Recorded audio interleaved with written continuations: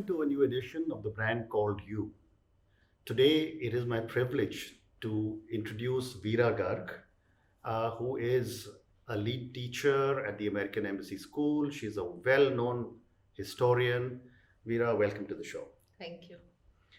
Veera is a bachelor's in arts, master's in arts, MPhil from JNU, MAd in Michigan, and my God, she's got all kinds of qualifications. Veera, tell us a little bit about your early career.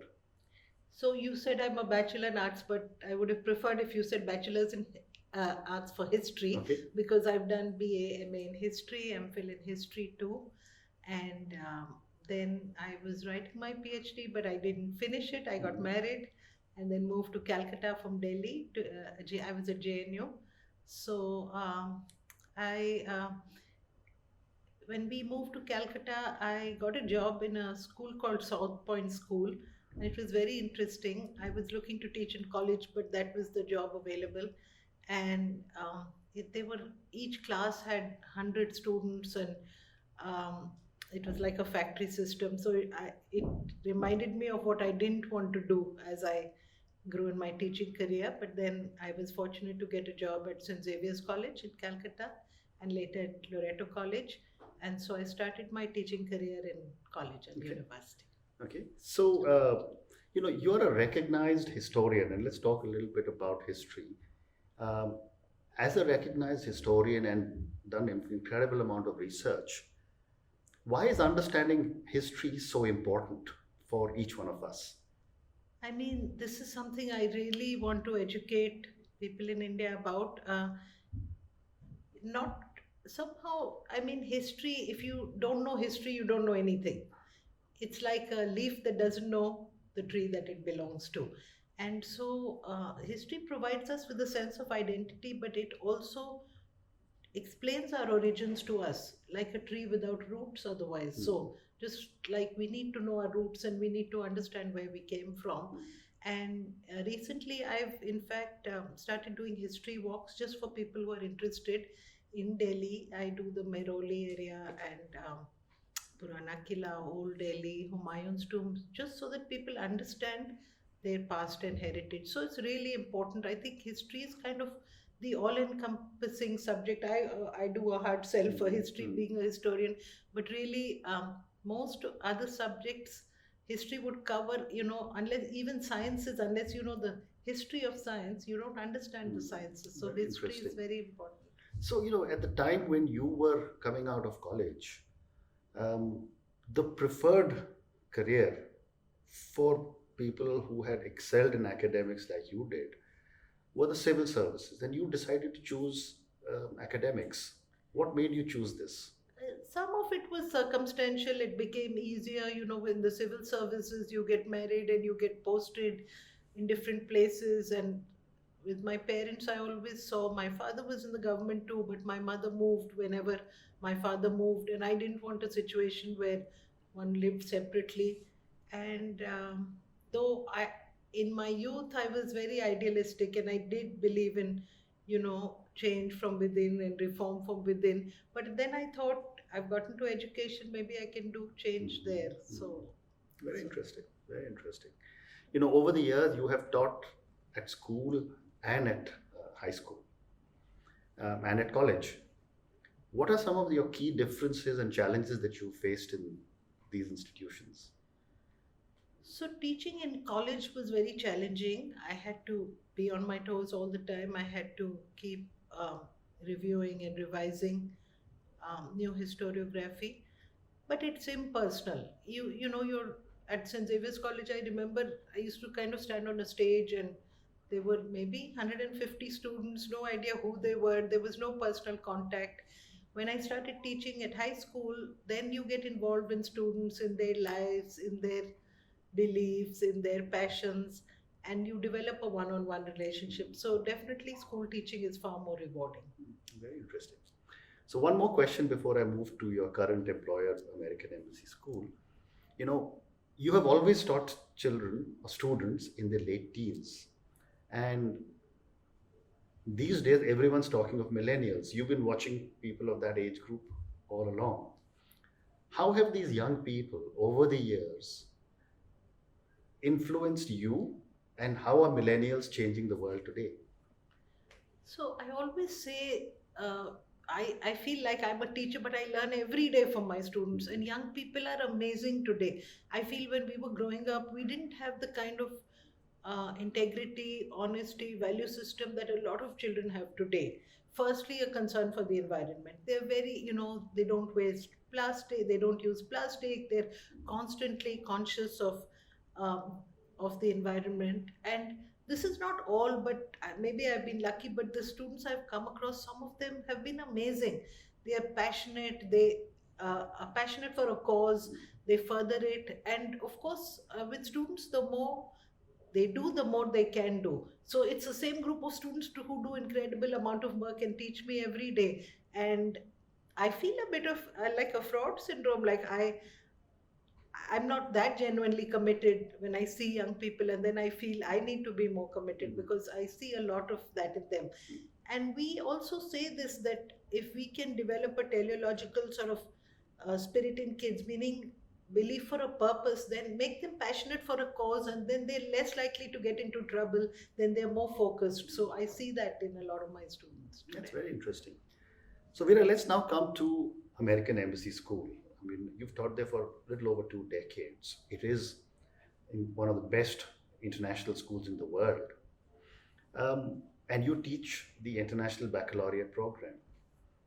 How is IB different from the other systems in India? So I'm a great believer in the baccalaureate system because it inculcates critical thinking skills, and it there is, for example, in history, students write essays where they defend an argument, but there's no right or wrong answer. So long as they can give evidence with analysis and some historiography, they can get the highest range of marks. Also, there's no, it's not 80 or 90%, it's kind of a range, it's on a Yeah. scale of 1 to 7, Mhm. but it really generates critical thinking. And my own, I have two sons, one who did the IB and one who didn't, and eventually it all works out okay. But the one who did the IB definitely had a head start in college because he could write much better research papers and so on. So the IB does it right. Mm. And is that why so many more schools in India are now beginning to offer IB? Yes, because they're recognizing that this is the way to go. There's no point having a mark scheme with fixed answers where students are just expected to, by rote, write on paper. They should be able to think and argue for themselves. And the whole system, the in our traditional system often, which is changing now, but the mind is like a blank box, and that the teacher can just fill in what and the student should learn, but it doesn't work that way. The student is not perceiving it the same way that the teacher is thinking. In fact, my favorite lines from Salman Rushdie in his book Joseph Anton, it says the lessons that students learn in school are not the lessons that the school thinks they're teaching them. So they're learning something different. And so the IB is saying, learn how you want so long as you can defend it. Mm. Very nice. So moving on now, India has a very, very old traditional educational system, and yet IB is making a big difference. What is the difference that you see between the way you teach in AES and the way a private school teaches in India? So I think definitely private schools are trying to inculcate new systems. There are a lot of schools I know in Delhi and Gurgaon that are experimental schools that are introducing these new systems like the IB teachers. Not in all, because I don't know, there are different kinds of pressures, class sizes are large. But I do want to say, for example, currently there's a stress on social emotional learning. So it's not that important what the mark students get, but we need to look after their social and emotional behavioral aspects. And I find that Delhi schools are, even the government schools, like I happened to be at a conference where Mr. Sisodia was there, and he has introduced quiet spaces in all government schools. He has introduced meditation based on the Dalai Lama's Mm. teachings, and that's making a difference. I met a mother from one of the government schools that said earlier her son used to be far more intolerant and come and start shouting after school, and now he asks her, have you eaten food? Why are you always working in the kitchen? So those differences are being made. So it'll take a long time, but I think some enlightened governments and people who focus on education can bring about that difference. And I think it'll come in India. So again, if you look at literacy in India, literacy has increased from 50% in the 50s to 82% today. Um, India is also producing a very, very large number of graduates, and some of whom go out and do really well. When you talk about some of the top CEOs in the world, they are all people who have studied in the Indian system. What is India doing right, and what could India do differently? So I think I don't know if this is a sort of prejudicial statement to make, but I think the Indian gene system is good. Hmm. The strong genes produce kids who are bright, and because of the numbers and competition, students get more competitive. They have to work harder, and they learn to adjust. I think Indian students are resilient, and so no matter what system they come from, they do well abroad. But I think we should definitely introduce. I I think literacy is just the ability to read or write, not to code or decode, and that's the difference. That's when you start coding or decoding or thinking critically, that will make the difference. So let me go back before I move into the next segment. A little bit about JNU, and you worked with some of the biggest names, including Professor Bipin Chandra, I think, who was your guide. What was it like to work with such iconic names, and what were some of your learnings from them? Yeah, it was like a whole new world open, having grown up in a protected environment, studied in Bombay, done my bachelor's and master's in Bombay, came to JNU because I wanted to work on modern Indian history, and then I wanted to work with Dr. Bipin Chandra, though there was no guarantee that he would be my guide. But I came to JNU. I felt like people judged me because they thought Bombay people are more like socially aware but not so academic, and I felt I had to work that much harder. But fortunately, I got recognized by Dr. Bipin Chandra, and he, in fact, said that he would like me to work with him on the political thought of the moderate nationalists. Just completely brilliant. Bipin Chandra, Romila Thapar, Dr. Gopal, so many names, Majid Siddiqui, Dr. Bhattacharya, just brilliant people. I used to just sit in class awestruck as a 21-year-old, couldn't believe that there could be so much brilliance. And also the people, the colleagues, my own colleagues in class, they were quite brilliant. I used to feel like I'm way behind them. But I worked hard. Fantastic. Fantastic. So let's move to your new avatar, which is, you're a great believer in community service and recycling. I know they're not related, but I'm asking you the same question. Talk to me about the work you do in community service. So I feel like I've now got very involved in community service, but I wasn't born to serve, and I kind of got into it because I needed to do. We needed to do extracurricular activities at American school where I teach, and so I was looking, and I felt like, okay, what can I do? And there was paper wastage, and I said I could start a recycling club, but I feel a little like. I just chose it because I needed to do something. So I got passionate later. I feel a little like Jinnah when I teach history. I mean, I feel like Jinnah didn't form the Pakistan movement. He kind of just followed it. He needed a goal. He was the right man at that time. And he said, okay, let me do this. He'd come back from England. His wife had died. He was looking for a purpose and he got led into it. And then now we say he was the man who created Pakistan and so on. But I just recycling, I wasn't a recycler. I would waste paper myself. But that option came that I needed to start something. And then I started studying a lot and I realized the value. But community service, yes, I'm a great believer. I think if young people, and I had mentioned this before, can be made passionate for a cause, then a lot of problems they face will disappear because then they get so involved in it. My own children, they would go to the mobile creches as young children. They would teach other children and find it so rewarding. So I keep telling students, once you get involved, it's like not for the other person, it's service to you because the benefits to you are immense. So yeah, I can go on about community service because I feel every young person should be do meaningful community service, and it should be voluntary. I've always said if you force it, then it's not. Cannot happen. It doesn't happen in a productive way. Cannot happen. And let's talk about your passion for recycling. I mean, whether it's plastics or paper, or even waste at home. I think there's a lot that you keep doing about all this.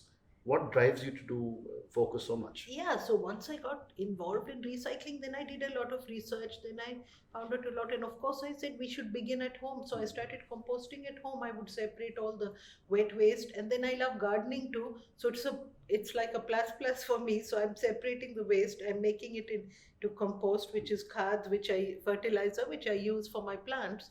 And then I'm saving so much garbage. And so we talked about this in the community I live, and there were others who are very interested too. So now in Lebanon, where I live, everybody separates waste, and we generate our own fertilizer, which then we share with the community. And just if everybody would do that, we do a lot of work in school also. We do composting, we separate plastic and paper and so on, which is really the need of the day. It's essential, I would And say. I guess if this becomes a movement around the world, hopefully the pollution of all of the seas and oceans and waters and everything else will come to us. Absolutely, if everybody recognizes that, yeah. But like even staff at home now, so many people I feel get influenced because first you teach your own staff, then tell others, then they go home and save. So I feel like even if 100 people have got influenced because of the composting I do, that has a spiraling That's effect. fantastic. So let's talk a little bit about gender balance. I mean, you have strong views, and you often said that your mother brought you and your twin brother up as absolute equals, and which was absolutely incredible for a lady of her generation. You have been a great believer in gender balance as well. Women are excellent multitaskers. How do they manage to do so many tasks while having a busy schedule like you do, and keep running all the time? So, uh, yes, I think women are able to parallel process because of the kind of roles they play. And I always say, for the most part, and again, it'll sound stereotypical, but I believe men are more tunnel vision because they're told, you have to grow up and you work and you pick up your briefcase and you go. But women are doing these so many roles. Like every day I go to work, but I'm stopping at the vegetable shop. Then in the morning I'm trying to see what the house needs. Then you have to entertain. So you learn to multitask, and I think education helps with that too. So you talk about gender balance, and my favorite quote is really that education of the girl child is critical because when you educate a man, you just educate a person, but when you educate a woman, you educate the whole family. So it's critical. Like I would say, because I work so much with NGOs and with children, I help with a program called Teach India After School, and so these children come in. Some of them will not come with shoes because they say the brother got the shoes, not the daughter, Sister. the sister, and that's like really disturbing to me. And I think the more we all work on this, educated men and women, the better our society will be. So, Wonderful. So before I move to a few personal questions, I know you love traveling, and you travel to some 75, 80 countries around the world. What do you look for when you select a new destination to travel to? so I like scenic beauty, but I look for more than that. So just scenic beauty or just a beach doesn't satisfy me. And again, because of my history background, I want to know more about the place, where the people come from, why they behave the way they do, sort of anthropological in a sense. But and just travel widens your horizons, and I just can't. I mean, to me, it's the experiences that bring us happiness, right? It's well proven that it's not money and so on. And what better experience than travel? So yeah, I get a high like nothing else when I travel, just learning about new places and new cultures. So, a quick question on your travel. Which would be some of your favorite destinations that you've been to? That is so tough because I think I've been to over or close to 70 countries, and I just see something nice in all of them. If it's a Cambodia, it's all the history there. If it's New Zealand, it's just absolutely scenic and beautiful. And then I can't think offhand. Okay, I would need to think a little fair more, enough. but yeah, um, I love Africa too. It Mm, sort of mm, creeps under mm, your skin, mm. and I'm talking. I mean, there's so many countries in Africa, but Yeah, I would say South Africa, mm, Nigeria, amazing. Kenya. So let's move on. I want to talk about two of your interests. You're a classical singer, and you think you've been doing it for 30 years. What Yeah, is it that what does classical music give to you? again, I think one is the career, which satisfies one part of our interest, but just having hobbies and building upon them. So I feel a great sense of calm and serene. I look forward to it. I go for my music class once a week. I'm not even very good at it. I feel embarrassed when you say 30 years because I should be really at a high level. But it's just that I so enjoy it. I go into a different zone. I come away feeling like completely relaxed and happy. So music, and my greater hobby these days is bridge, Yeah. and so I enjoy playing bridge. Mm. I like to challenge myself. Um, my children always tease me. They say, "Mom, are you crazy? You always want to learn. You always, if I can go for a conference where I learn something, but bridge also, I like to challenge myself." So one is the regular. I've switched two or three conventions over the years because you get comfortable in a zone, and then Mm. you say, "Okay, I'll just play this convention." So I'll learn a new Mm. convention and play to that. So, you are a very, very avid reader and you're a historian. Have you ever thought of writing a book? So I love reading. I can't imagine a time when I wouldn't have a few books, sometimes seven or eight at my bedside. Not that I'm reading that much, but they're always there. I get nervous if I don't have a book at hand. But I don't have a very good writing style. Mm. I often tell this to, I like reading, but I don't write that well. And so when I grade some of my students' essays, I can teach them how to write, Mm. but I can't write like them. So sometimes I say, "This is brilliant. How did you write it? I couldn't write like this. I can train you to write." But no, I think I don't have a very good writing style. I don't have maybe the patience or I have been asked to write some books for the IB, and but no, I it doesn't interest me that much. And yet you go and set the IB paper and you correct IB papers. Yeah, yeah, but I don't feel I know even when I do some basic writing, I don't feel it's of the quality that it should be. So Okay. So, moving on, over the years, have you had any people who've had a strong influence on you? And if yes, what has that taught you? so it would be so difficult because I feel everybody teaches you something and they all add value to your life, and I read a lot of spiritual books too. So I feel like nothing happens without a purpose. So many people, but I would have to say I would begin with my mother because she had a great influence on me because she trusted me, and always she when at a time when girls when I had a twin brother, so there were lots of boys at home, and we would go out, and my mother would never even ask me. All the other people would be asked, "What time will you come? What do you do?" But she had so much faith and trust in me, and I believe that if you trust people, then the other person that won't let you down. And besides that, you've already mentioned that she always said, "I have a twin brother in me," but she said, "You must study, you must, because your brother anyway study, he'll anyway be Mm. expected to get a job, but it's so important that you have a job and you be independent." So my mother, in many ways, that I could not express, and I feel I miss her a lot because she passed away a few years ago. But she had a great influence. Mhm. I would say you've already mentioned Dr. Bipin Chandra because he taught me a whole new world, like a whole new way of thinking. And in more recent times, my director for 13 years at the American School, Bob Hetzel, Mhm. he's just an amazing person who just kind and compassionate, sees the best in everybody, brings out the best in us. So these are the people who Wonderful. would stand Wonderful. out as. So, what would be three adjectives that define you? I think brave.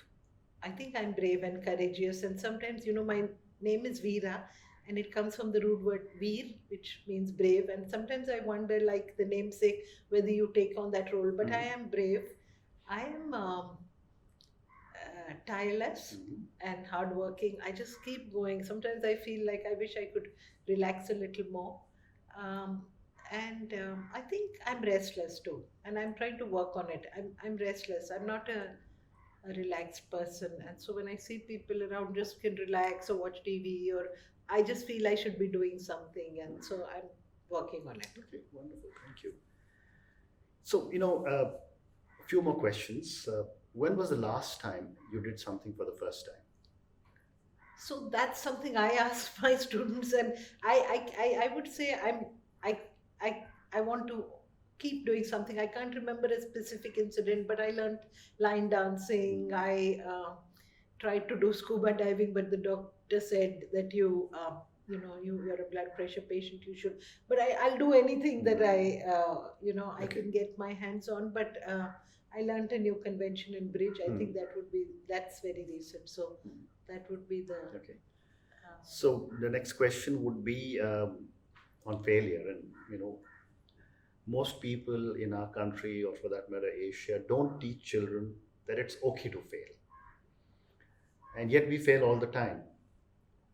What have been some of your learnings from your mistakes or your failures? So I feel so blessed that I feel like I have failed often at personal thing, but it's not been when I think like what did I fail at or what it. But yes, I would maybe focus more on mistakes because I've definitely made some mistakes. If I had to live life again, I would live it differently. I'm impulsive.